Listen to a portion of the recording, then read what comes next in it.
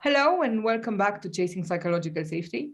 You may have seen our article yesterday, very much up in arms about Elon's, and it's almost quite up in arms, just disappointed and sad for the world of work that emails like Elon Musk's have went out saying that he needs his employees to do 40 hours a week in the office. And he goes into some level of detail as to what exact office they should be connected to, and they should not be appearing like they're connected to an office without really going. It's a whole interesting bag of contradictions and insane affirmations that is worth looking at. I think what's more interesting is the reaction to it. Obviously, very, very negative for the overwhelming majority, but there are a number of people that have come out in defense of it, saying that it's his shop, it's his enterprise, he does what he wishes, which is obviously true. No one's claiming it isn't his shop and his enterprise. The conversation, I think, needs to stay with, one, does his voice matter and change anything in this really precarious POC of remote working that we have all fought for? And two, what are the, let's open the conversation, right? Let's be honest. Why does someone like Elon and any other manager slash leader feel this need? Let's analyze this. What's happening? Why are we talking about people being back physically in an office? Is that even conceivable in 2022 after we've shown just perfectly clearly that people are productive and highly performant working from anywhere at all? That isn't what's keeping them productive. It's whether or not their team is functional, whether or not they love the place they work at, whether or not they care about what they're doing, and never about the location. And we all know that. Probably Elon does as well. He just possibly threw it out there for a bit of controversy. We wouldn't know. But if we let something like that stop us from what we have achieved, that is disastrous for everyone. Absolutely. What's really interesting about that reaction was when I first saw the articles about Elon's emails online, the very first thread of comments said, if this is even true, people couldn't quite believe that he had put this out there in the terms that it was written down in the emails that we've now all seen leaked online. So that's really important. That idea that we couldn't quite believe that was happening leads us on to a point that Joanne has just mentioned about opening up this conversation. So I imagine there are some people, some of you out there, and it's okay if this has happened, but let's just acknowledge it, who've read this and felt seen, who've read this and thought, oh, actually, if Elon is saying this, maybe I don't need to do this either. Now, why is that? What is it about a command and control approach to leading?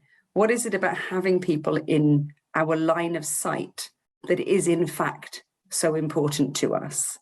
As Dwayne has just said, fundamentally, this idea of location is an enormous red herring in the way that we're approaching work now. It's something that we can focus on that is material and task focused instead of focusing on our actual ability to trust the people that work in our teams, to empathize and do the human work of understanding the context and the needs of the people in our teams, to understand our own needs as leaders. What reassurance do we need and why do we need it that people are doing the work that we've asked them to do? So there are some really, really big, important questions that you can take this moment in time, and this is going to be one of many, many moments on this hybrid working, flexible working, remote working journey that we are firmly on now, to rather than take a step backwards and think, actually, we do need to bring everybody back into the office, but to instead lean into the question and take a step forwards into what questions do I need to ask myself in order to be able to trust my staff, in order to be able to have a really strong, highly performant hybrid working team, because that's what we've proven can be had and is better for well-being with the right leadership long term. Precisely. It is such a complex issue. At the root of it is trust. If you don't trust your people, you need to look at them. You need to look over their shoulder and make sure they're doing the right thing. And anyone who's led any amount of people before knows that tendency and that feeling and that need of of controlling as much as we can. It must be fought. It doesn't work anymore. We cannot scale with line of sight. We cannot make technology at the speed we want to without trusting our people.